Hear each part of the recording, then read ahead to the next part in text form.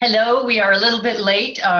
Thank you guys for joining us and welcome to the board/community meeting for Creating the Future. We're a little on the small side today. Several people have been calling and emailing saying, oh, something came up. So we appreciate you guys being here, and we appreciate if anyone is joining us via Twitter, please let us know. The hashtag is CTFuture, and please keep us posted and let us know. I am just checking it now. I am Hilda Gottlieb with Creating the Future. Dimitri, do you want to say hello? Hi there, I'm Dimitri Petropoulos with Creating the Future. And Justin? Justin Pollock. With Creating the Future.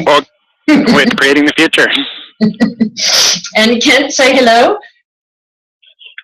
Hi, I'm Kent Shell. I'm also I guess I'm part of Creating the Future in some weird way, but really glad to be here. Wonderful, wonderful. And Kent, you are where on the planet? I am in Southern California, in my home, and a little town called Tufton, which is near Orange, the city of Orange. Yeah, so that's where I am. And how's your sunny weather today? It's sunny right now, but we've been in the midst of some El Nino rains, which we badly need. So it's been an unusual month for us because we've gotten a lot more precipitation than we ordinarily would get, which is just what we need. Good. Wonderful, wonderful. And Justin, where are you and how's your weather? I am in Washington, D.C., and we are cold and sunny. Excellent. Well, you have a huge storm coming. I think it's coming your way. I mean, I was watching the weather last night, and it looked like the lake effect snow that they were expecting because of this below zero temperatures in Minneapolis and that side of the lake. They were expecting it to head your way. So hopefully you'll be able to deflect it with all the hot air that exists around that part of the country. What are you saying? What are you saying about me? You seem to be more in my future than I am. Unless you work at the Capitol, then. Just a weather influencer. Yeah, there you go. That's right. There you go. Well, the weather in Tucson has been, we're getting a lot of obviously what you guys get, Kent. It blows over this way. And I don't know if you guys saw some of the Facebook pictures that Dimitri and I have been posting, but we are sunny today for the first time, have a beautiful clear blue sky, which is normal for us, as you guys know, in the desert here in Tucson. But the photos that we've been posting, we got socked with the storms that you guys have, Kent, and then watching it clear and watching the mist rise over the rivers, and the rivers are bank to bank in terms of water flow and snow on the mountains. And wow, we're not used to. Yeah, it's been beautiful. It's been absolutely beautiful. So and cold. And cold. It's probably as cold or colder than what you've been experiencing, Justin. Yeah, what has the temperature been for you guys, Justin? Well, yesterday it was 60. Okay, but you were warmer than us. But today it's in the 30s. Okay, back down to normal. Well, good. Yeah. Good. So what has been awesome for you guys? What's going on in your lives? Either Creating the Future awesomes or personal awesomes. What's been going on with you guys?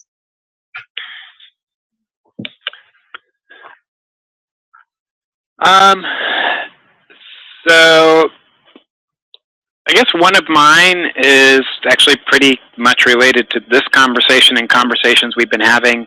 I've been toiling a lot with boards and organizational leadership around the role that they see themselves playing. And it's becoming clearer and clearer to me that as I think about fiduciaries as people who shepherd resources to advance goals, that I need to be thinking and communicating and talking with people more about seeing themselves as agents of change, and agents of change in their community through the work that they're doing in their leadership. And so I don't know exactly where that's going, other than it's what seems to make sense, and the only thing that seems to make sense right now. And it makes me think of our conversations that we've had as, you know, it's organizations are movements, and starting to think that way as opposed to thinking of movement as something different, but recognizing organizations are just part of the capacity for creating movement in communities. So that's my awesome, is stepping into a new year with that. Wow. Yay! Yeah, it's okay. Well, I'd mentioned something like, actually related to that, what you all have been talking about is connecting to some things that I've been reading about and thinking about actually for quite a long time. And where that began was thinking about resource development in the work I was doing, and realizing that some time ago that, you know, every person who is providing any kind of resource is really a fundamental part of the organization. And also, and they're influencers within the organization. And somehow it seemed important to really bring those people more into the center of things. And it had the benefits of it, had lots of benefits. First of all, you got ideas and suggestions, and also you tended to grow your resources, which sort of affirmed the idea that these folks are critical people to the organization, more critical than we traditionally see them. It seems to me we always think of donors, for example, and resource people as way out on the periphery, helping the central organization do what it wants to do. But I think that's clearly the wrong model, and has been for a long time. So just to having you all thinking about this from an organization's point of view, I just think is really exciting. And there's a lot of good material out there that comes from all different fields, which seems to me that they seem to interconnect in a way that has not always been obvious to people. Pretty There's awesome. a lot of thinking around this that's been done in other contexts. Yeah. Yeah, it's really, and I think part of what's so exciting is the connecting the dots piece. Is, Yes. you know, you start to see the dots differently. Well, absolutely, and you start to, you know, if you're depending on how visual you are, but you can sort of, I can see this net that's around me all the time. Yeah. You know, you're part of it. You're caught in it. You ignore it at your peril. Yeah, yeah, and it's there. I mean, that's the ignore it at your peril. You're absolutely right, because it's there whether you acknowledge it or not. I love it. Yeah. Right, and it's better to use it. I used to use the analogy of electrifying the web, electrifying the network. In other words, charging it to sort of amplify that current and expand it. And so I don't know how to do the whole metaphor, but that's sort of the way I think about it. Yeah. Very cool. Very cool. And Dimitri, what is awesome with you? A couple of things. From a creating the future, from a creating the future's vantage point, perspective, is watching how the first class of the catalytic thinking folks, the beta class, how they're implementing their thinking into their daily lives and their work. And what's awesome is that it's done in very unexpected. It comes up in very unexpected places. You know, I was talking to my kid's teacher, and or we're looking at hiring somebody, and it's not in the. I sat down and I was going to do this for the big meeting I'm having tomorrow with the client or the funder or whomever. It is really part of integrating it in themselves, right down to one of the folks was talking about how it made that by integrating into themselves, it's really effective and it really works. So that's been awesome. And just watching that as develop over time. Personal awesome has been what you were talking about, Elby, is the weather, which has been just remarkable. And I don't know if you can see this, but this is Not really. the Catalina Mountains with snow on them. And that's the road that drives up to them. So that's what the scene has been like, or the view has been like, up to and including morning fog, and very uncharacteristic for this part of the country. And it's been fun watching how, because my kids live in Southern California, we're colder than they are all the time now. I mean, colder than you all the time. You know, I look at the Right. 42, and they're like at 52. So it's like, wow. I'm just surprised that we are maintaining this cool weather. It is beyond awesome. Yeah, it really is. I'm gonna see if I can share my screen with you guys, show you what it looked like the other day. This is when I say that this is Tucson, Arizona. This is the desert in Tucson, Arizona, and it has just been absolutely remarkably gorgeous. Wow. Yeah, it's been beyond anything. You can't describe it. I mean, if you've lived here and know what it's like here, this is not normal. But when you guys have driven over, and both of you have been here in Tucson, when you have driven over the dry wash beds and you laugh at us for calling it a river, this is the bank to bank that those dry wash beds have been running. It's just been unreal. Unbelievable. So yeah, that has been pretty awesome. And now the other awesome is Angie is here.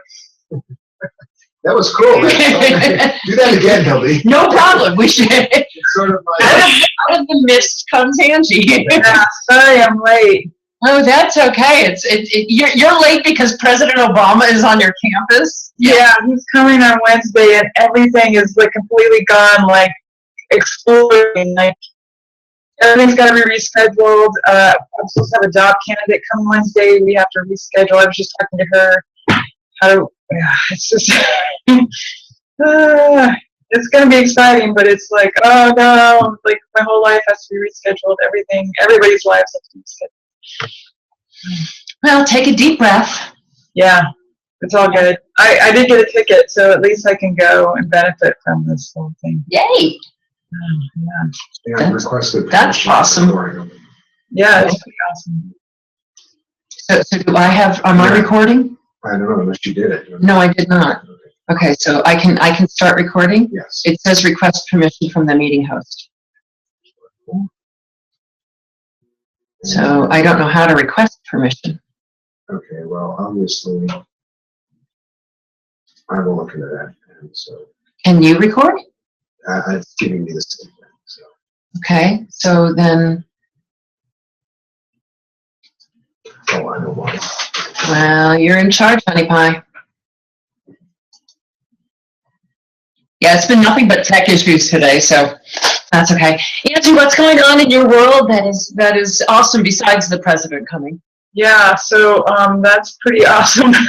That's a good question. And the semester's starting today, so there's also a lot of awesomeness around, the start of a new semester and the anticipation of great things. So, and we had a nice holiday break. My mom's 70th birthday, my daughter's 12th birthday, so it's kind of now we're going to get back to normal, which is going to be awesome. Yeah, really. Normal. Yeah. as normal as it gets, as normal as it gets. In addition, so the personal loss has been the weather and the beauty and getting out into the world, and the Creating the Future Awesome is truly, I could say everything, but this restructuring and thinking about, if we were going to create something, what would we create? And oh, look at that, we actually have permission to create whatever we want. This is so exciting. This is, it's just off the charts exciting. And for an organizational geek, which all of us are, otherwise we wouldn't be sitting in the room here, this is just like Christmas. This is like, woo! So yeah, that's been my awesome as well.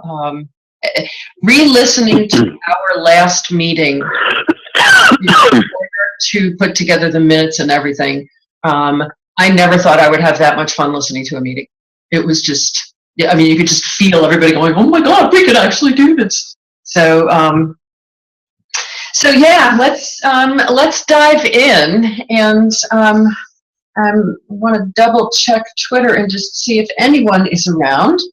I know that several people were saying they were going to be here. If you are watching via the video, the hashtag is CTFuture. Please let us know that you're there, and share what's been awesome in your life, and we're going to get started.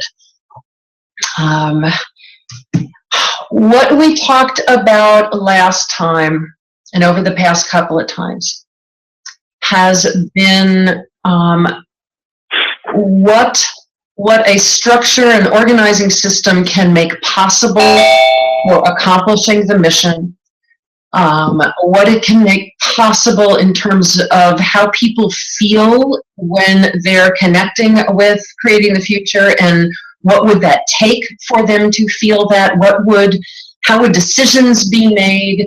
We really have been focusing on using catalytic strategy. We focused on what good would look like. We worked our way backwards to ask what the conditions need to be in place for the people.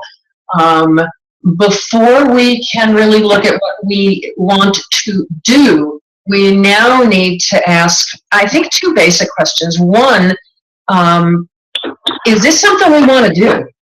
And, I'm sensing it is, but if so, what are the internal conditions of what needs to be in place? What do we need to have? What do we need to know? What do we need to understand in order to make this happen? So I guess let's start with, is this something that we want to do? I'm sensing from you guys, and Justin, from the way you started with your awesome, that it feels like it's something that we want to do, but I don't want to make any assumptions.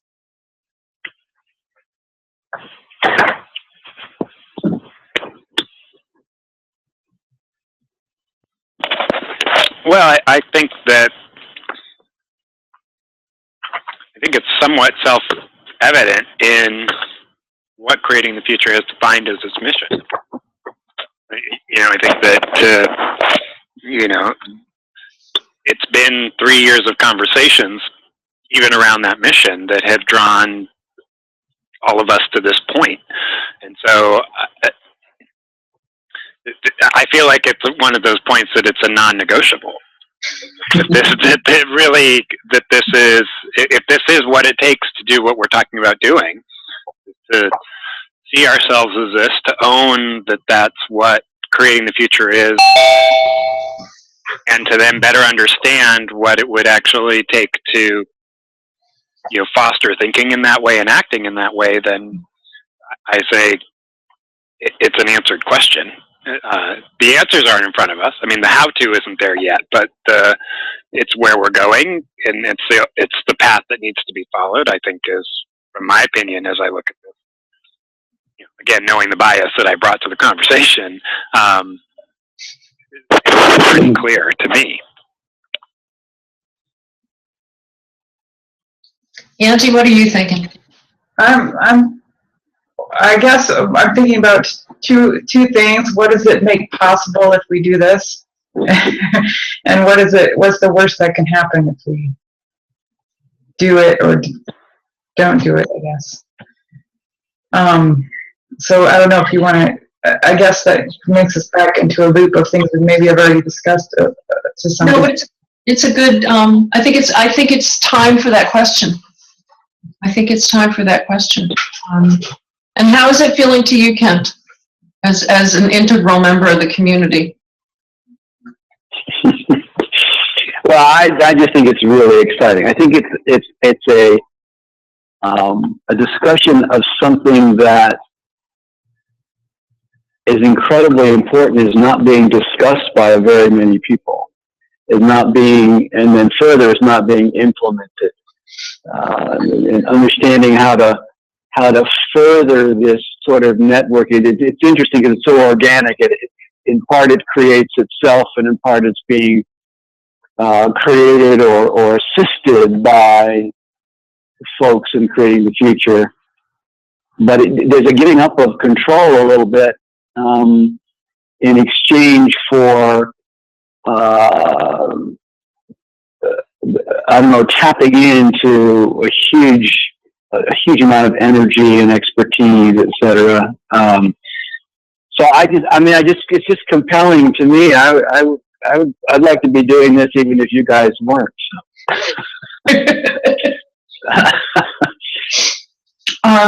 Yeah, okay. I like the questions, Angie. Let's play with those questions, because that will guide us to the definitive. So the options at this point are. You guys hear me? Yes. Yeah, you look like your video's frozen. There you go. Okay, yeah, I'm back. There you go. It looks like the options at this point are we pursue moving in this direction, or we stay where we are. And what's the worst that can happen if we pursue moving in this direction?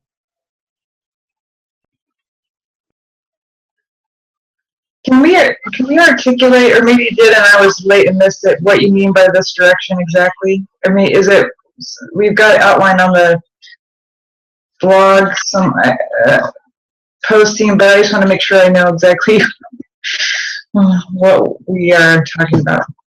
How would you describe it, Dustin? Of course, I caught you mid-bite.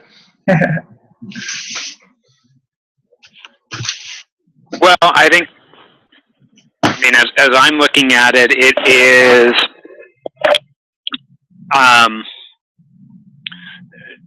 taking the perspective of seeing ourselves as part of a movement that is advancing the thinking that drives creating the future, and then figuring out a variety of structures that allow people to engage in that and advance in that and come to that space as a collective, in essence, rather than as a centrally driven organization. It's really I guess that's how I would describe it. Okay.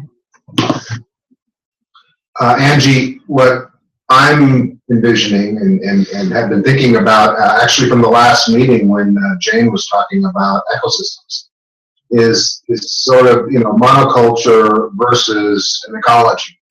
And an organization, I'm envisioning it as a monoculture, and it can be, effective and powerful and all kinds of things, but the ultimate in flexibility, resilience, and really effectiveness, I think, is creating an ecological environment. And that's sort of what Kent was touching upon, is being able to access all of the resources, and I mean that in a very, very broad way of thinking about it.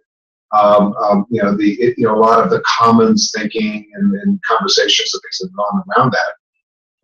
That's sort of what I envision. I don't envision it in a concrete way.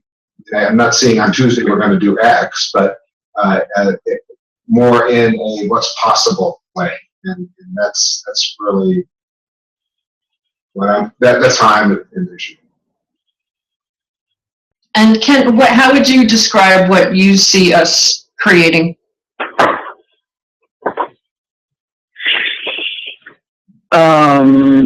Well, it's some form of it's a decentralized, non-hierarchical system structure that where I don't think that we give up anything. I think that what we do is we're able to leverage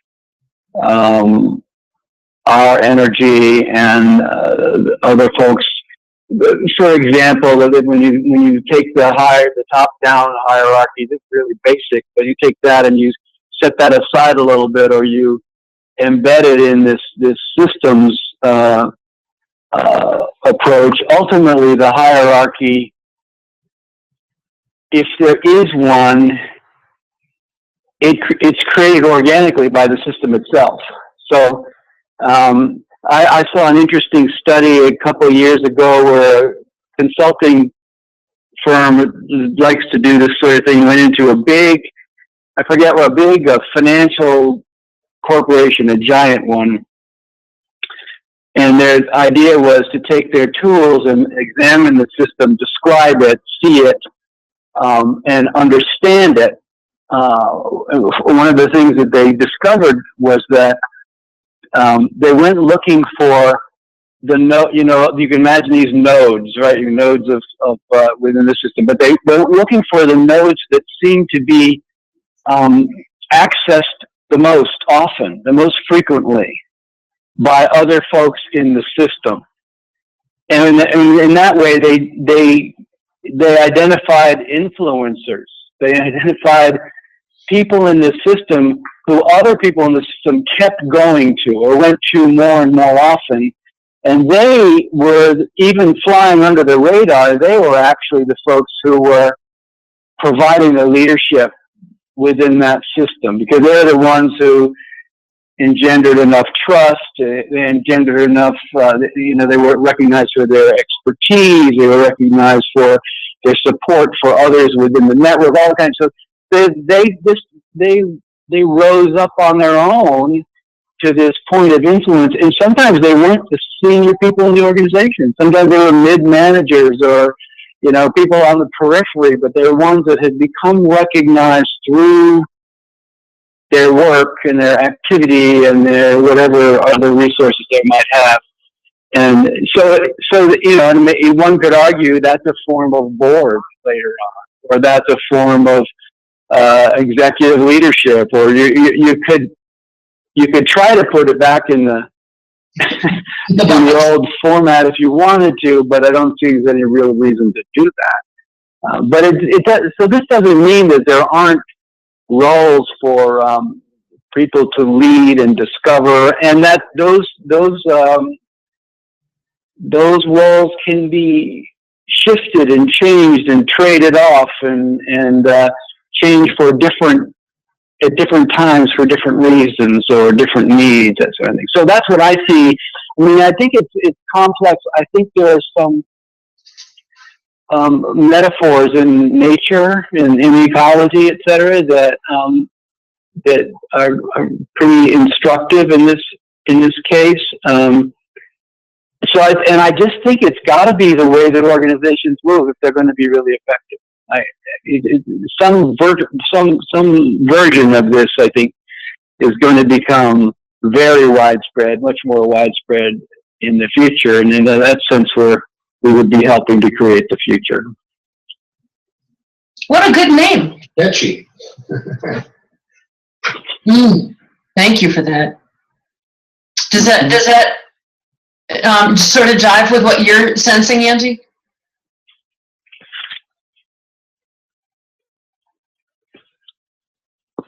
You're muted. I guess you left. Something weird is happening with my connection, I guess. I don't know. That's okay.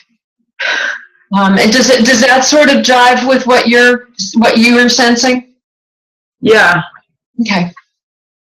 Okay. So if we were to move into this direction, and within X period of time, transition to a structure and a system that looks sort of kind of like what we've been sort of kind of discussing. What is the worst that could happen if we do this? Worst that could happen.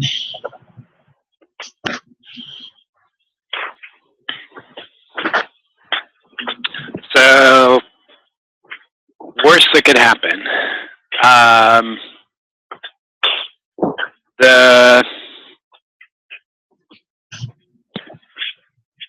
There's a watering down of the core elements of what drives a lot of the work, the catalytic thinking. It could be watered down, co-opted. People could claim it as their own. So I think there's a whole realm of the ideas become community property, and for that, it could go in all sorts of directions, both positive and negative. I'm curious about that term, that the ideas become community property. So I think that in making yourself more of a movement and more collective and collaborative,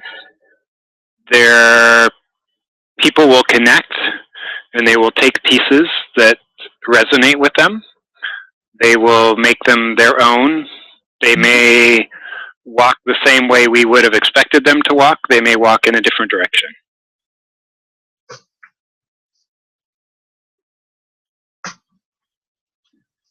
Yeah, it comes down to control and having to, I guess the worst that could happen is that you lose control of the messaging or the quality, but on the other, but then there's also the potential benefits that come from letting go of that control. Yeah, because where I'm sort of going is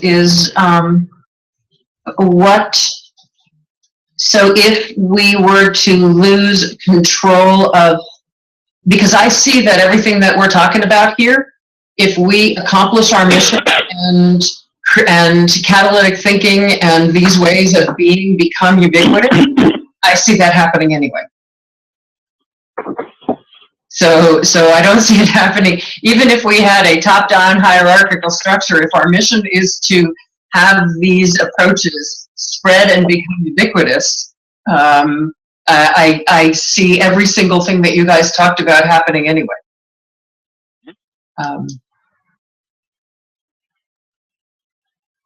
From an internal control standpoint, it's interesting. The first thing that occurred to me in what's the worst that could happen from an internal logistical operational control standpoint is that we would learn what doesn't work.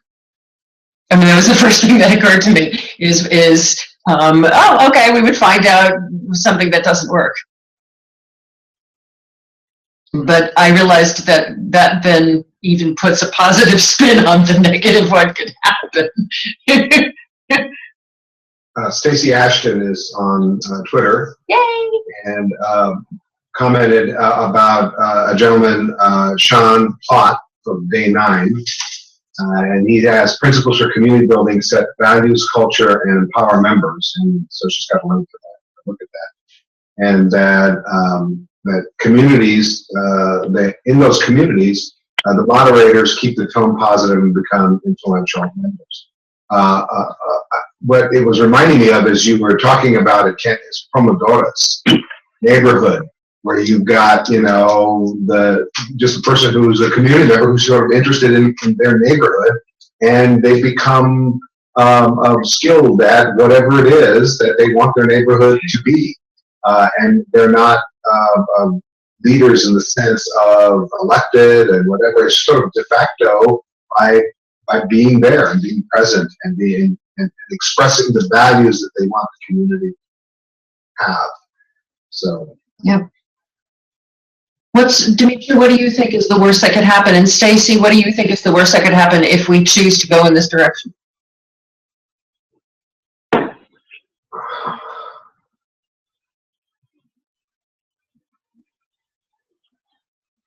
The worst that could happen is that this effort, this thinking, whatever, that it's along the lines of what Justin was saying, but with an end result of it just not being there anymore. It's sort of, it is an experiment that nothing came out of, in essence. That I'm not fearing this, but I'm just trying to think what is the worst that could happen if basically you step away from centralized control, because that's really what we're talking about. So, one of the worst that could happen is that the mission is not accomplished, and that the effort just fizzles out, whatever that effort, however one wants to define that. So, that could be the worst that could happen. Okay. One other thing is the legal ramifications of C3, what that means, and there may be something there. I don't know, what it is. Well, we can, those are conditions. That's not. So the worst that could happen is that we lose our status. Right. So Stacy just tweeted something that was kind of in my head. She talked about loss of momentum, and I was thinking, that the risk of a movement is no one joins, or no one sustains the movement. It's dependent on collective participation, and so if that doesn't happen, it has the potential. So it's both, people don't engage, people don't care, is one. The other piece I went, again, I'm tapping into not what I'm afraid of, but fears that I know are common for organizations. Someone might steal our idea and make lots of money off of it. Good on you. And, again, is that a good or a bad thing? But that's oftentimes when people think of the worst thing that could happen is someone steals it and profits from it. And for me, I go back to they could do that right now. Sure, except that in going, I think, back to Dimitri's, there is an expectation that creating the future as an organization, as an entity, has a dog in the fight to fight that fight for intellectual property, for no, someone else shouldn't be making money off of this. We should be making money off this to sustain ourselves. That's it's the structural viability, everything points towards the entity being able to do that. Going towards I think, something that's more collaborative, more collective, less structured, you don't have the entity there to fight for that thing. Maybe not. To hold on to. Maybe not. But I'm just saying that's the. It's not that someone couldn't do it now. It's that in a more traditional organizational structure, there's more incentive to fight against it, and more resources and legal structures to be able to combat it. Whereas when it becomes collective, it's like a horse. You can't fault someone for taking who's going to fight someone from taking an open source idea and making money off of it? And that's not saying that the fight has to happen. I'm not saying the fight has to happen. I'm just saying. No, and I keep coming back to, we've been really clear that our ideas are all open source, even with the current structure that we have. You're right. Those are the arguments that everybody has. Those are the arguments that we started with when we talked about intellectual property, 2 years ago, 3 years ago, and talked about it as property. The thought that comes to mind with that train of discussion is Linux and Red Hat. Linux is open source. It is, there are values, i.e. standards, that are applied to make sure that there's interoperability, whatever. And yet, here's somebody, Red Hat, who has taken intimate knowledge of this operating system and turned it into a huge on the stock market company that makes a lot of money off what is this open source idea. So you can, in my mind, you can do that. You can have something that is, and what the Linux Foundation does or whatever, is it just maintains the Integrity. values, which is the standards for, if I'm going to make a printer driver that works in this, it's going to work in that too. So let's go to the other, and Stacy also added, you also risk the loss of momentum by underutilizing the fellows, people who are already in the, so I think that loss of momentum. So, okay, so now, what is the worst that could happen if we do not change and move in this direction?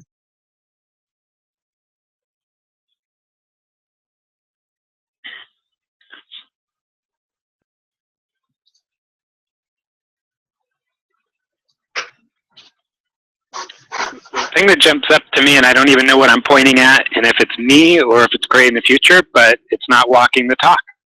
It's not, it doesn't feel like the values to do that.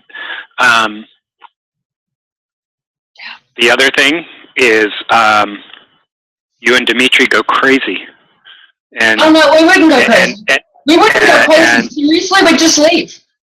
You just disappear. But I think the burnout, the grind you down to a pulp, that we have honestly seen glimpses of, is not what we want to do, and that's what the old model pointed us towards and fed us. And that's for everybody. Yeah, I hadn't even thought about that, but you're right. That we've structurally embedded burnout into the model. Wow.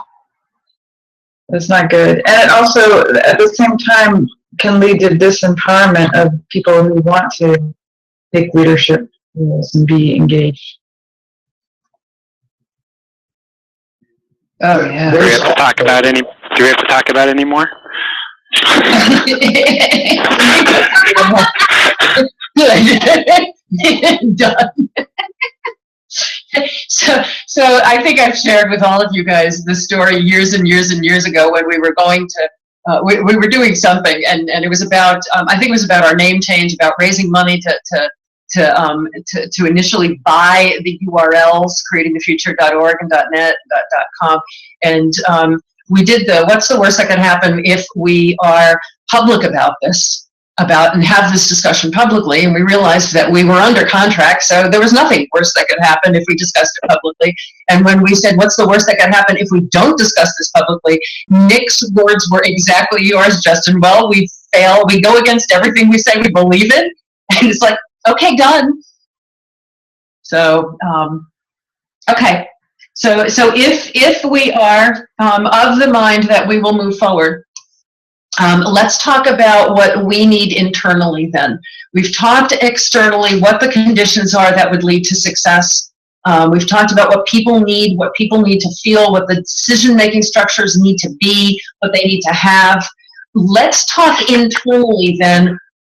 In order to make this transition, what do we need to have? What do we need to know? What do we need to understand?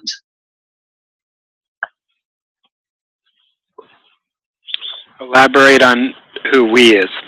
Creating the future, as the people who are doing the actual restructuring, the people who will codify what this thing is. And I will start with the one that's popping for me, which is the legal stuff that Dimitri mentioned. We need to know with certainty what legally do we need to have in place?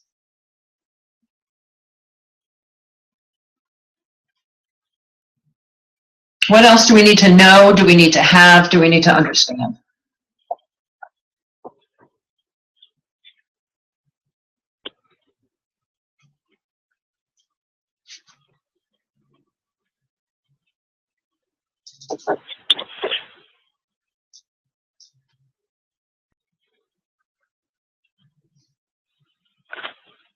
Expectations of people. I think, as Angie had said, and I think we just lost her. I think it's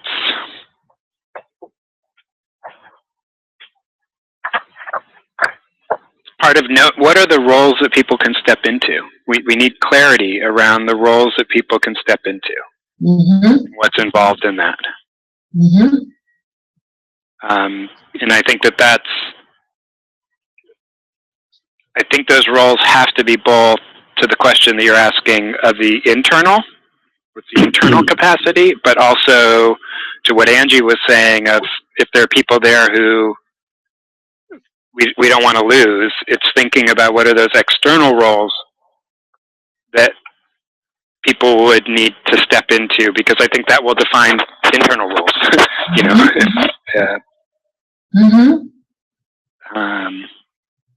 Yeah, well, there's sort of the program-related roles where we're interacting with the world, and then the internal roles of this stuff that has to get done. Yeah, well, I even think I think of, again, movements, and you have kind of the hub and spoke, which is, okay, and let's just use an example, the fellows.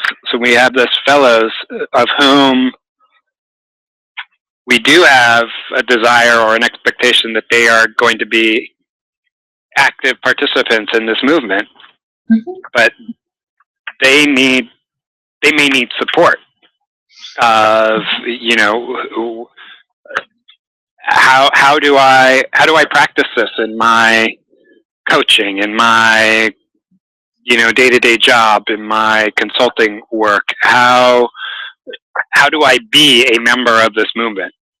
And so I think being able to answer that question then puts on us a clarity around what infrastructure needs to be in place to support people to be able to do that. Yep. Is there a need to somehow compile a brief statement, if you will, that describes this model that we're moving toward? Or maybe model is the wrong word, actually, but to help people, say, starting with the fellows, sort of be sure everyone has a good idea of what this new thing, what the basic principles are of the new thing that we're looking at, so that people can begin to think about how they would live that way, but also whether they agree with it. You know, I think it's going to be a jump for some people. It's not an easy thing to get one's arms around, I think. And so maybe a one-page kind of description, you know, of what this is, and maybe some of the key questions that are embedded in that. Not because I don't think we have all the answers about what it is. But anyway, something like that, information. Because there's not a lot of information that's been pulled together on this sort of thing. That's one of the reasons why for us it's a new frontier. At least we need to pull something together that gives people an idea where we're going, what we're thinking about. What I'm sensing from what you're talking about is Kent, is a variety of different ways to bring people along during the transition and once it's made. Yeah, I think that makes it. The other thing that occurs to me as you're talking is that there should be a fair number of people who might get involved, new people who might get involved because of this. I know there's an academic community out there that's doing a lot of work on this kind of thing, and so there may be actually some new folks attracted to this because it's a living laboratory for some of the things that they're so interested in. Yep. Let us say hello to Sydney. Hello. We cannot hear you. Even though you're not muted, we cannot hear you. Switching the mic. If it makes sense, no, go ahead. We have alternatives if we can't hear you, but I want to make sure that you're. I was going to mention that to you, Angie, as well, that if you're having audio problems, both Kent and Justin are participating audio-wise via their phones.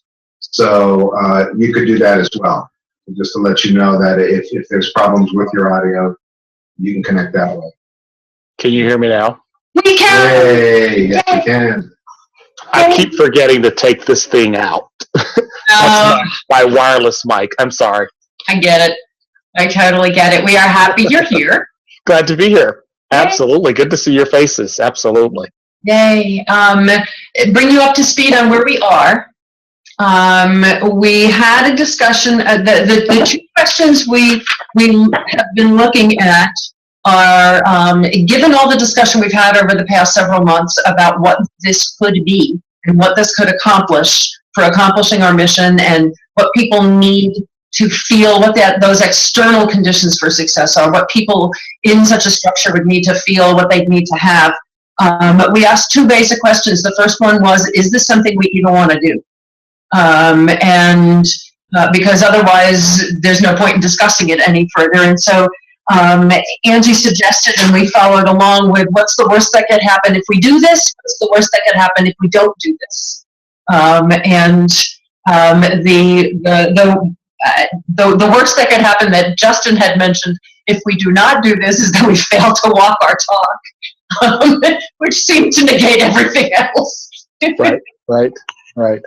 And so what we have been focusing on, and just began focusing on, is assuming we make this transition, what do those of us making the transition, what does creating the future need to know? What do we need to understand? What do we need to have?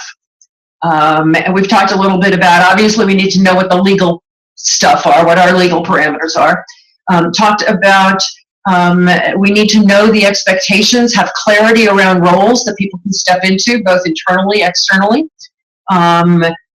Clarity around what support people need to be a member of the movement in whatever way they're a member.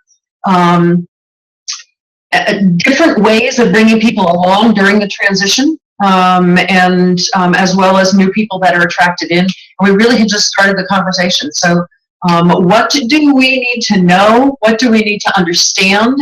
What do we need to have in order to make this transition and move to this approach? Thank you. I am thinking that we need to have a team of people who want to work on this.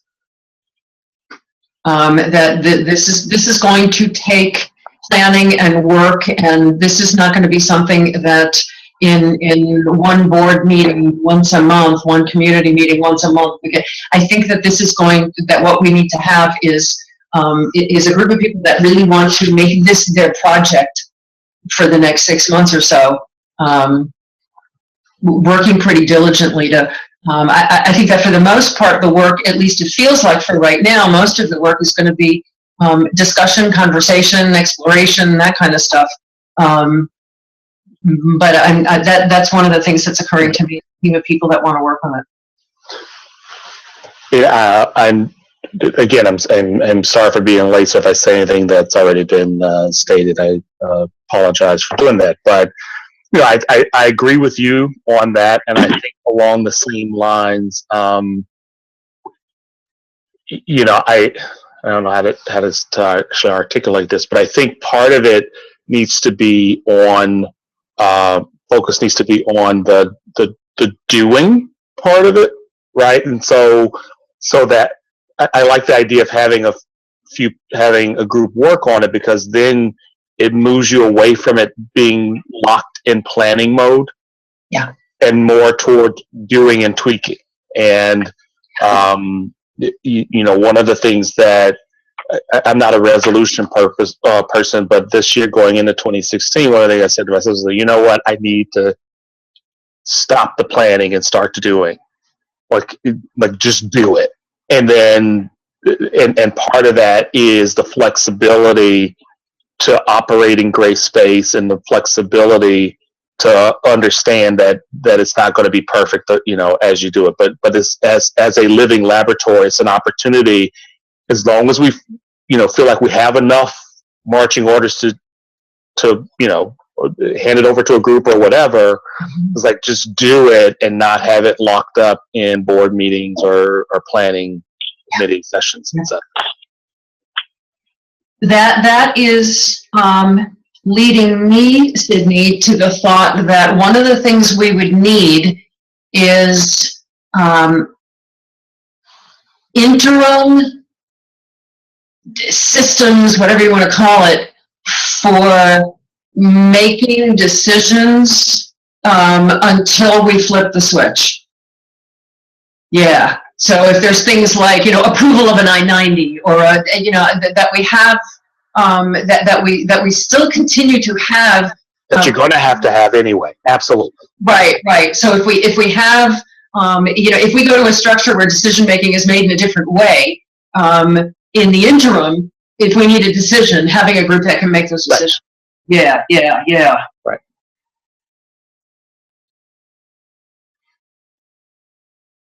It's really actually, Can you use? the very fact of doing this is the first example of it, I think.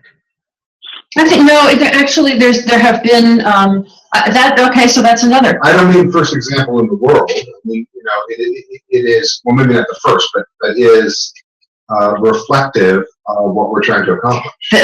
What you just raised, ding, ding, ding, ding, ding. What you just raised is sleuthing, is finding others who have transitioned in similar ways and learning from them, I think is a big part of this, because I know that Lisa, and I wish Lisa were here today, Lisa Humanek has led 2 different organizations.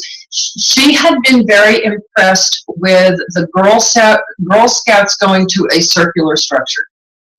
And when Girl Scouts went to a circular structure, they placed the CEO in the center of the circle. And so what she had done in the systems that she'd worked in, and she did it twice, was she said, yeah, no, that doesn't make any sense, because that's just a different way of saying hierarchy. What if the mission and the vision were at the center of the circle? And so it's sort of kind of just it's a different way of looking at how do you make the mission and the vision the thing that everything is tethered to. And what I'm seeing is again different than that, but that's more similar than other things. And so I think that there's other folks like Chloe from Inspiral who've been doing stuff, and I think that part of it is finding out, you know, doing some research, finding out who's been doing stuff. Kent, you're talking about the fact that people are looking at this stuff. Who's doing it? How are they doing it? We know that Compass Point in San Francisco has been looking at things like this. You know, that there is a whole movement corporately with Zappos doing holacracy. What does that look like? You know, does that make sense? So just learning from the very, very granular what people are doing, how they're doing it, I think that's Probably also a degree of what has been done maybe historically in the movement, from a movement perspective, in having that be I'm thinking about movements across the world that have happened over, in history. What do we learn from that as well, in addition to what is happening today? I mean, just almost like a data bank of because clearly there are lessons and there are experiences and things that we could benefit from. Yep, I think so. What else? What do we need to have? What do we need to understand? What do we need to know?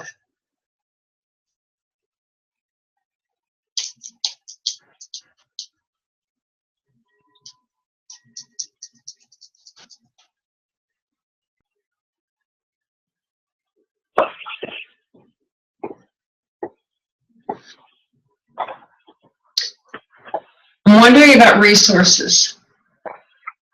Oh, I'm basically going down a checklist of what are the functions of running an organization. I'm wondering if part of, I don't know,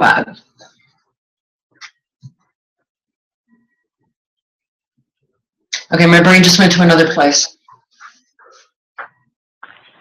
I think that one of the things that we need to have is someone coordinating this effort. So not just a team of people to do the work, but somebody doing the coordination of it. To date, I have de facto been the coordinator of the board.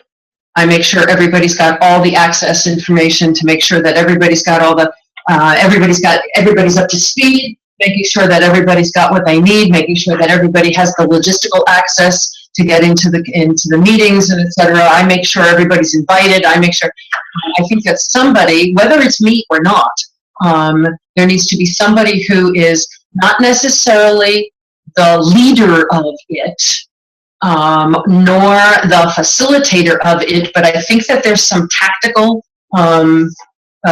administrative almost coordination that would be helpful.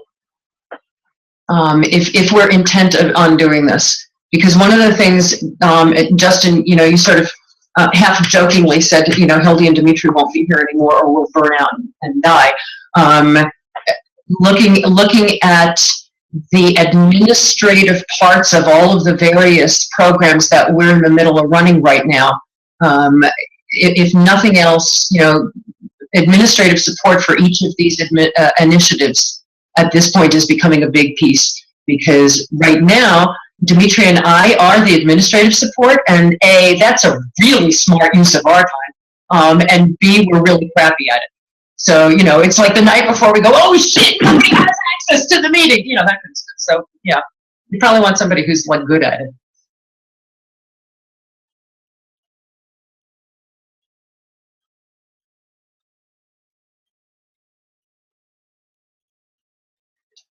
It's I think related to that, and hopefully this is not getting too far into the weeds, but how do the tools needed differ from the tools we've used so far, right? I mean, is it, when you're talking about this kind of circular, if you call it circular structure or whatever, but like, what is it different? Is it the same? I don't know. I don't know if it is or not, but because it strikes me that there's going to be the coordination, if you will, is going to be more than a person, right? And if that's the case, then how does the support for that? How is that different? Yeah. So I think along that, and again, it's deciding how to apply the resources to what needs to be done. But I think about, for myself, so a colleague and I have developed the financial leadership program. It's a 2-day program, but we only do it in partnership with other organizations that have the capacity to recruit people. That's the prerequisite. We don't do that, and we know that we can't do that. But we can very clearly express to people, for this to work, this is what's required, and this is where the capacity needs to this is the capacity that needs to be present, and then that becomes negotiated. Okay, well, who has that? Who can do that in the community? Who's going to pay for that in the community? You know, or where are those resources going to come from? So I think that, you know, again, it goes back to that process of what's the thing that we need. Then we can ask, you know, who has it, or where is it best to ask for it? Because, you know, it may make, you know, it may be that in any one of these initiatives that are going on right now, that it's just a matter of rethinking where that coordinative capacity needs to lie. Yep. And who's responsible to it. I think, you know, Stacy had mentioned something about the clarity of motivations and incentives, and I think that's a part of this too, is what are the motivations and incentives that people are having in terms of their role in participating in this movement. And so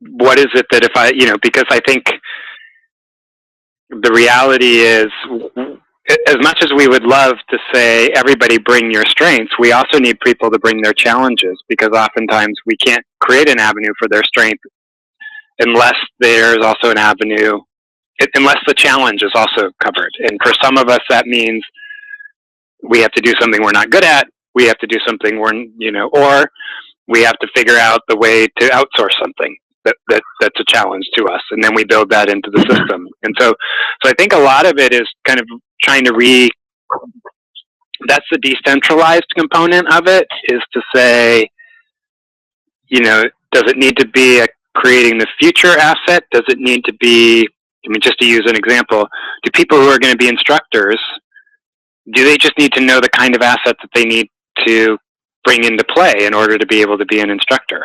Is it the obligation of creating the future as the entity to provide that, or do we look to other places to do it? So I think, I don't know if I'm making sense on that. But. No, you're not only making sense, but I'm sort of smiling because the three core questions, going back to the very, very basics of catalytic thinking, the three core questions are, what do we want to accomplish? You know, what's the big thing? What does it look like? Okay, we got that down pretty good. Who else cares about this? And what resources do we have together that none of us have on our own? And so I'm smiling as you're talking, Justin, because that's what I'm hearing, is who else cares about this? And this could be something very granular. It doesn't have to be the big thing. It could be this piece that we have to do right here. Who else cares about this? And what resources do they have that can be applied to that? So that's what struck me as you were talking. And that's the coalesce for a project and then split apart. And so this is what we're interested in, this is what we're motivated or driven by, and then it doesn't mean you're committed to be doing this for the next 20 years. Yeah.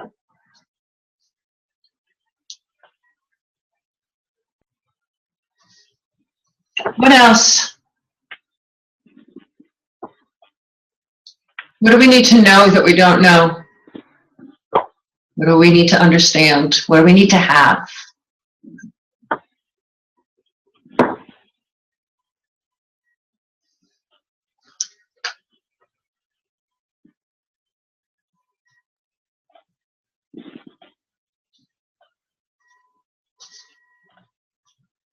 Or is this it? Let me read back. Yeah, I was gonna say, please let me read back what we got so far. We need to know, understand, have the legal stuff. What are the legal basics? I loved Chloe's expression, the minimal viable board. What are those minimal viable? What do we need to legally have? What clarity about expectations of roles that people can step into? What support do people need in order to be a member of this movement in whatever role they take? Different ways of communicating to bring people along in this transition. We need a team of people focused on the actual work of the doing, not just the theoretical work of the planning. interim decision-making structures until we flip the switch. We need sleuthing and research, and I'm seeing the sleuthing piece as part of the research into who else is doing things similar to this, what are they learning, but I'm also, now that we're talking about it, seeing the sleuthing as who else cares about this, who else has access to various pieces of what we may need as we go along. Administrative support and coordination, and that's what I've got so far. I haven't talked about funding. Funding, yep. Funding for? To get financial support to make sure that work gets done, whatever. Yep. Yep. Yeah.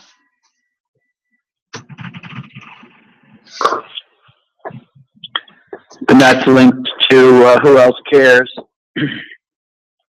Yeah. Yeah, it would be fabulous to actually bring in, at a variety of different levels, funders, and Sydney, your connections to GEO may be helpful here. Funders who are on the edge looking for new ways of doing things. And I think of them for a variety of reasons beyond the funding piece.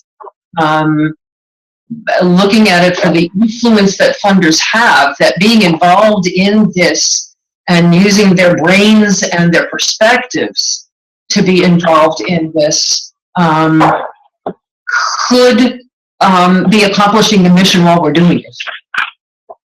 And if they happen to be of an ilk that are looking, that want to fund different structures or experiments, or if they're eager to fund experiments, could be also getting to what you're talking about, Angie, that you're right. I think that we are, in terms of making sure the work gets done, if there are people who are paid to make sure the work gets done, the actual doing can get done. But in the who else cares about this, I think that there are select foundations, both large and small, who are very curious about experiments in new ways of operating through the sector.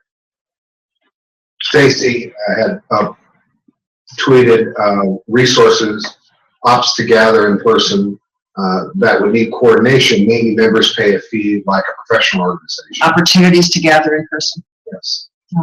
Mm-hmm. And yeah, absolutely. then Allison Mapping also, and I'm not, Allison, if you would be clear, I'm not sure if you're... Allison is tweeting out the questions that we asked, so thank you for that, Allison. Allison, first of all, Allie, hello, I'm glad you're here, and thank you for tweeting. Just what do we want to do, who else cares about this, and what resources do we have together that none of us have on our own?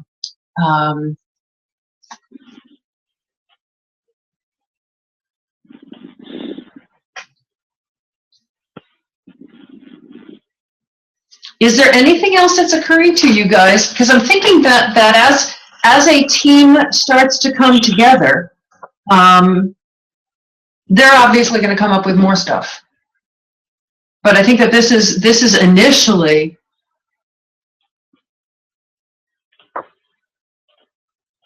the kinds of things that we would need to know, that we need to have. What are you guys feeling like next steps are?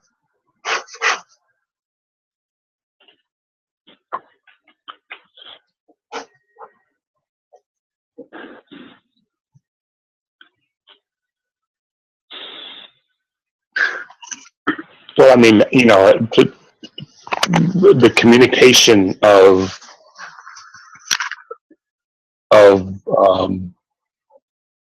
this direction, I think, beyond those that are already participating and listening in or following it, will probably be that's important to look at. Yeah. Personally, I think I'll take a look at the various printed resources I have from having thought about this before, because I think they lead to people some of whom I could contact. I could find out what the stage of their thinking is at this point, or resources, or whatever. I need to revitalize my information background, because it's, I haven't visited in a while. But I know there's some folks out there, but exactly how they would perhaps be helpful, I'm not sure. But I think they will be helpful one way or another. Sure. So I'll be glad to share whatever I can learn there, if that's helpful. Always.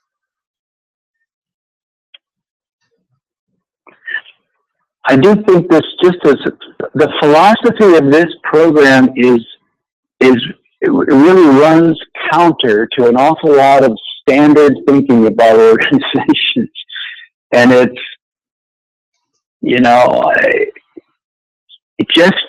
just getting folks comfortable enough with some of these concepts, I think, is going to be a challenge, personally.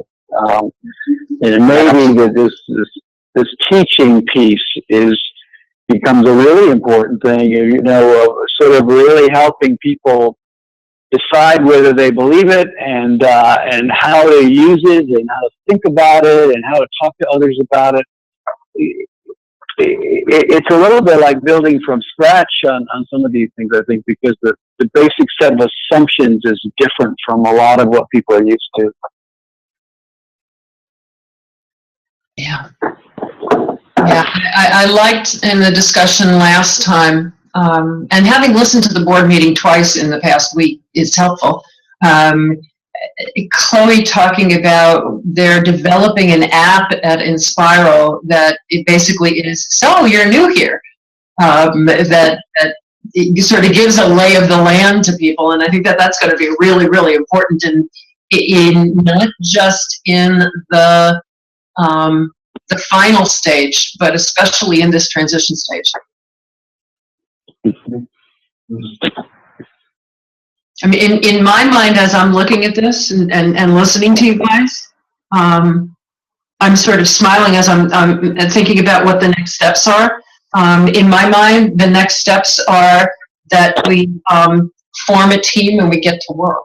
Yeah, that's in my mind is team or teams. Around, because there's, we've talked about maybe 3 or 4 different nodes of things, and it doesn't mean that they have to be separate. I mean, they could be working together or whatever, but it just seems like there's directions that are a little bit different on these things that we've talked about. But I agree with you. I think, or we could just keep on talking about it. Well, the other thing that's occurring to me in the how do we make decisions in the interim is, at some point we're probably going to need, and I know as a board this goes against everything we believe in, but I think we're actually going to have to vote on something. I know we don't know how to do that, but I think we may actually have to vote. This seems like it's going to be pretty official, that we're going to at some point need to vote. But I also think that maybe here's where my brain is sort of going. That with what we've been talking about here, that the work of doing this continues to be open and public and just like this, so that as we are having the meetings and having the discussions, that anybody can plug in, or that they're there for the record and everything in between, that they can become a learning, they can become a documentation, that maybe we set a date by which we want to have this done. So maybe if we could do that now, and so that we have something to work against. And in the interim, maybe I'm wondering from a legal perspective, do we want to say that the board, even if we meet for a half an hour, just to say that we're legally meeting, meets quarterly or is going to meet every 6 months, between now and whenever this thing gets done. So those are the things that are all sort of running through my head. Yeah, I had been thinking that that even if in Arizona you only have a requirement for one board member, something has to be recorded. Something has to be. I think you only have to meet once a year, quite honestly. Well, whatever it But is, we find out. I think it probably would be good from the IRS standpoint, and it's pure guess on my part, that you have, some more frequent than once a year meeting, but who knows? I mean, Well, and I'm not going to the legal part, Dimitri. I was thinking more in terms of it gives us a chance to all come together in it, because there's a difference between having work team meetings and having a point where you come together and it's a summary. And it's here's where we are, here's what's going on, sort of the bringing together, calling all community members if you want to, here's where we are. And milestone. Yeah. Here's where we are. And which and I just happened to look at Ally tweeting that communication and outreach strategy is going to be important to look at in terms of short-term budget, in addition to short-term budget and long-term financial goals. But I think that part of that communication is if our board is getting together, or if we have an official board/community meeting, maybe quarterly to check in on it. That's so, yeah. Hildy? Yes. Is it possible that the board wants to be even more involved for a period of time during the transition? I haven't been part of all those conversations, but this is a big decision being made by the board, and maybe the board does continue in some way, redefine, changed, transformed in some ways for this new thing, but maybe those same folks are it. I don't know how you all look at that, but you got some really valuable folks there that care about this organization a lot, and so I'm assuming, I guess, that you have some way that you want to make sure that you keep them involved to whatever extent they're willing to be.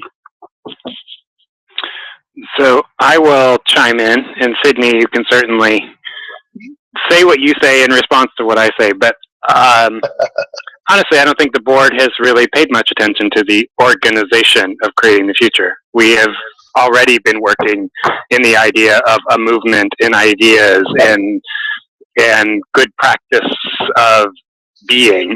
And so I think from that standpoint, the board has never been asked to really look at, analyze, approve anything substantively operative or organizational. And so I think that, to think about, and I go back to that fiduciary role, which is, whom is it that we are comfortable with being the body that says this is an okay investment of resources? Because that's fundamentally what it is right. Time and energy that are being used. And, particularly if money is going through a legal entity, then yes, you do need a body that's saying that money is being used for the genuine purposes that you're advancing. So there does need, if that's happening, there does need to be a body that's coming back and doing that. And the former board has never really done that. That's why I said we're gonna have to break down and actually vote on something. Well, but I think that's part of the question is, who feels like that's the role that they want to play, because that is a particular role of being a fiduciary of the entity creating the future is one thing. Being a leader of the movement is another. And I think part of what I might be hearing is we need to clearly separate those for these purposes. And in essence, one of your work groups is that legal fiduciary body.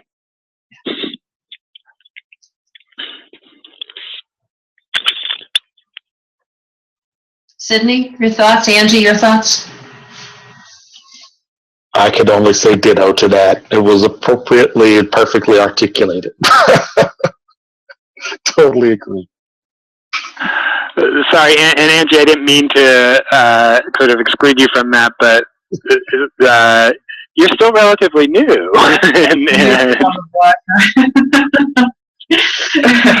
Well, I wonder. Well, I guess I feel like we are transitioning to a new role in some way, so it's figuring out how do we play a role in that going forward. But I think in any case, we have this meetings. It's in my calendar set aside every month. I think we should keep it and use it for something that's really, and maybe it's at the very least it's checking in, but maybe more than that, it's actually still thinking through some of the work, or with the work group coming back to this more public forum or whatever you want to call it, to explore ideas or figure out directions. And then maybe each of us can play some role around these task areas that we've identified. I don't know, I'm sure we all have limits to how much time we can commit and so on, but if we can kind of divvy up some of the tasks to make it reasonable for all of us to do something, that would be good.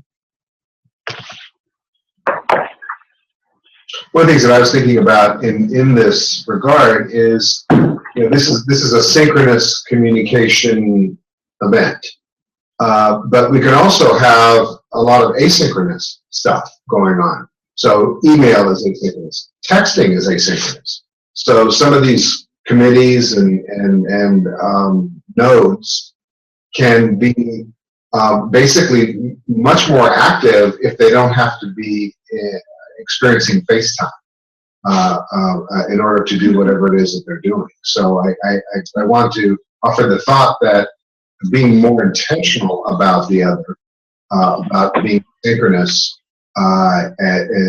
but regularly so, can be another component of how this manifests. Well, and in the olden days, when we were very, very first started, all of our communication out to the world was asynchronous. It was all, we blogged what the meeting was, and shared it through that. So, I'm looking at Allison's comment that it also, and I'm assuming this relates to the board coming together and meeting whenever, whether it's monthly or quarterly or whenever we're meeting. But it also adds to the transparency for the board of directors' involvement, meeting the fiduciary, the program and governance roles, and so making sure that in the interim, because until we flip a switch, we're still operating out of an old paradigm, making sure that we're still meeting what we said we were going to do from that old paradigm as we switch into whatever the new paradigm is. So do you guys want to continue to meet monthly until it makes no sense to meet monthly? Okay. All right, that's the closest we're going to get to a vote on anything. Well, I think at periodically, yes, but I think the reality is if you should never have a meeting on, if there's nothing substantive to actually like react to or so, but I think as we certainly early on, we're probably going to need to, because the earlier part of this is where there will be things that as a board you need to react to. Yep.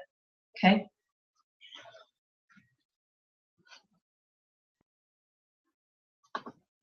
I think that's also probably where Dimitri's comment about being asynchronous comes in, is if you're sending out a note that basically says, hey, there's nothing for us to talk about. Exactly. Yeah. Okay. And we'll form work teams and get to work. Now here, I guess the last question is, by when do you guys want to have this done? To flip that switch.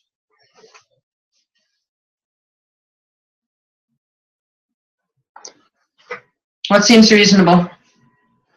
I want to change that question because this requires engagement of others. Mhm. And so I think that first component is determining the timeline for immediate engagement, which is putting these ideas out to people to begin to determine their motivations and their desires, and whether that's starting with a known group of the fellows or some other group. But I think that there's, I think that's something that's very near term. I don't know if,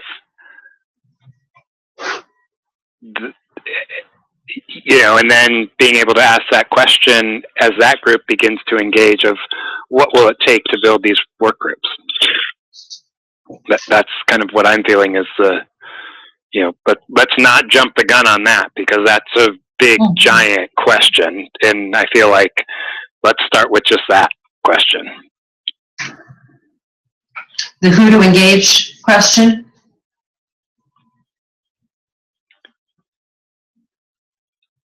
Yeah, or just, beginning engagement, getting people to step forward into these spaces of these work groups, of these,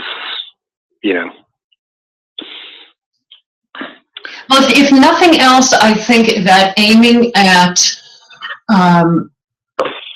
engaging with pretty deep intent over the next month or so to say, we want to have a first meeting, organizational meeting of everybody that wants to be part of being part of a work team, on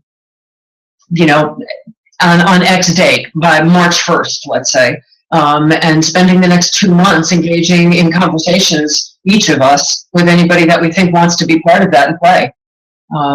Does that seem reasonable? Yeah, what I'm torn between, because we can talk about this forever, but I also agree with Justin that setting an artificial deadline so I think that's the way to do it, Toby, is that we have, I think it's important that we have a deadline of something, that we will accomplish something by X, and if that's these work groups, then that I think is really, really powerful and will move us forward. And then at that point, that can be the next milestone of what that is. But I agree sort of with both points and that they have to both happen simultaneously. Okay. And do you think that in engaging folks in the meantime, I agree with what you're thinking now too, but does that necessitate some kind of brief written statement about what this direction is? I think so. For me, I think it would, because I don't know if I want to be on a work group if I'm not sure, what the point is, or why it's important, or something like that. Yep.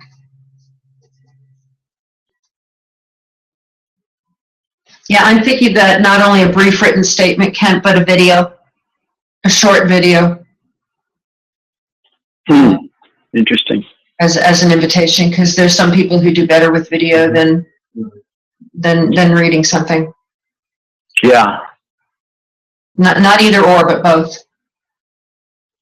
Well, you're much better at it than I was. I think it's a great idea.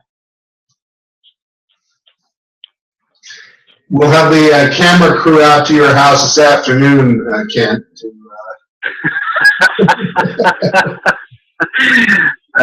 Boy. Okay, so here's. I have a doctor's appointment this afternoon. Yeah, I hear my mother calling. Yeah, I know that one. Yeah.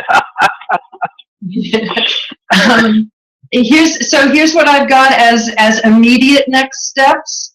That we will continue to meet as a board monthly at our regular same bat time, same bat channel, until it becomes clear that something else makes sense. And then secondly, regarding the next steps of the work, that we will, what I'd like to do is I'd like to ask you guys, I've got the initial, when I asked at the beginning of the meeting, asked Justin and Kent, how would you summarize what we're talking about doing? I'm happy to put together a paragraph or two. If you guys have a paragraph or two that makes sense to you, let's pull all that together, put something together, start inviting people, and I would say let's aim at having a meeting in March, because January's half gone already, which I don't understand how that happened, but January's half gone. And so if over the next 6-7 weeks we can be engaging people, inviting people, having conversations with people, we could have a first meeting sometime in March. Does that make sense to you guys? Does that seem reasonable? Yeah. Yep. Does that mean that we should, our next board meeting will be in March then too, or this meeting will skip February? And then start the second week of March? I'd love to all come back together and share what we're hearing as we're engaging people. I'd love to have it be sort of a touching base meeting. I think that would be in February. I think that would be, if nothing else, that would be massively energizing. And how do you guys feel about that? I support that. I think it's too easy to lose the momentum of this. And I think it's also really easy to be energized. Yeah. And so I think being energized would be a good motivator in this. Yeah, and there is nothing as energizing as sharing the conversations we're having with other people. Having done sleuthing teams in the past, coming back together and hearing what you're hearing from other people is just massively energizing. So I think if we did nothing but that at our February meeting, that would be tremendous. Makes sense to me. I think we've got our marching orders, guys. Yeah. I'm so excited. This is so geekily awesome. This has every geek cell in my body just jumping up and down. So Allison just tweeted that messaging is critical. Yep. Yeah. All right, my geeky friends, what is standing out for you as we wrap up our time together today?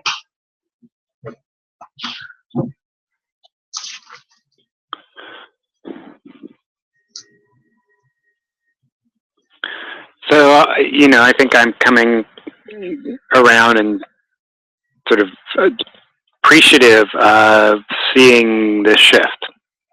I think that there's something that's very powerful behind it. I think it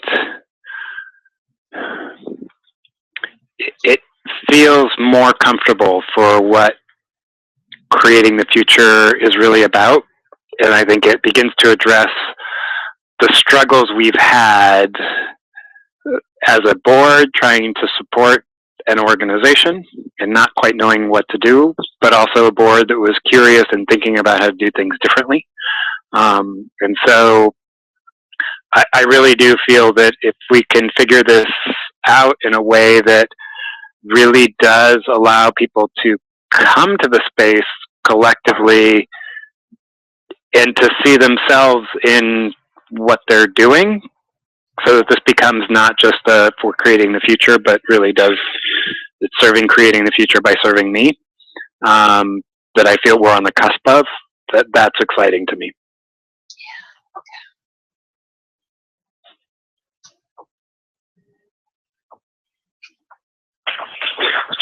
Well, I certainly agree. I'm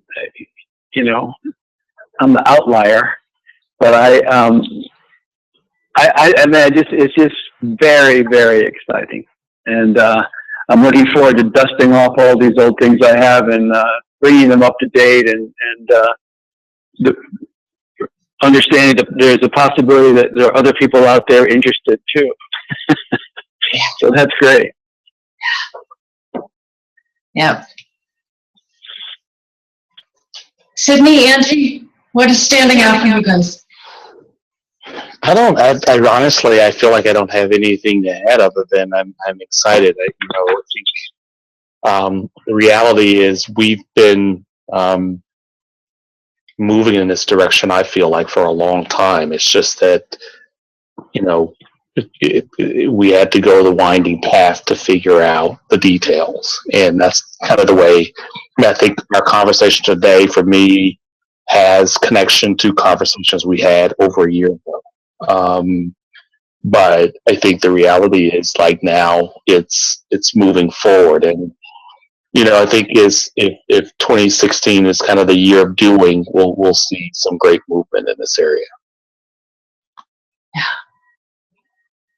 Yeah, just to add to that, when I suggested we maybe consider these questions about what's the worst that can happen and so on, immediately thought, oh, we probably don't need to talk about that again. We probably talked about this a lot already, but I think it was useful to do it again, to do the exercise and to be really clear about why we're doing what we're doing.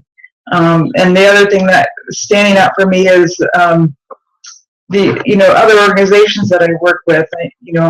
This is exactly the sort of thing that we're struggling with all the time too. Is how to build a movement or build a network while addressing sort of those potentially problematic issues that we talked about at the same time. And so whatever we figure out here will be really, I think, useful for other organizations. Yeah. As you're saying that, I was thinking we so often ask, how do we build a network, when we can just be a network and we don't have to build it. Right. That's awesome. Right. This is it's not hard, it's easy. This is the two things that kind of reflecting on. Make it loud. Two things that I'm kind of reflecting on. One is just the word finally. That we're at the point now to really be moving, I think, in a direction that this has been building toward. And given that, the sort of the mental image is of a roller coaster, in that the cars have been climbing, and you got that click, click, click, click, click, click, click, click, click as the cars are, and we're just about to round, and that's sort of what it feels like. And so I'm excited and I'm holding on. Yeah, because it's just going to get crazy from here. I guess my reflection is that this just feels right. This just feels right. And you guys have been saying that since we got together today. It just feels right. Yeah. Yeah, Sydney, you'll appreciate that when we first came on together and I asked the question, is this something we want to do? Justin's initial reaction was, it seems like this is non-negotiable. This is where we're going. Get on the train, because this is where we're going. And it just feels right. It just feels right. Yeah. So thank you guys. That's good. Thank you. This is awesome, and thanks a lot. Thank you all for persevering with tech issues and etc. Sydney, if you could stay on the line for a second afterwards, I've got something that I just want to share with you. I've got like 5 minutes before the next meeting, so I got 1 minute to talk with you, and awesome. Thank you guys. Good to see you all. Bye bye. Bye bye. Thanks. Bye.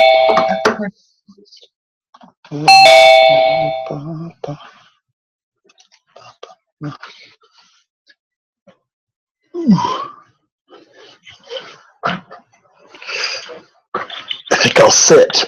There you go.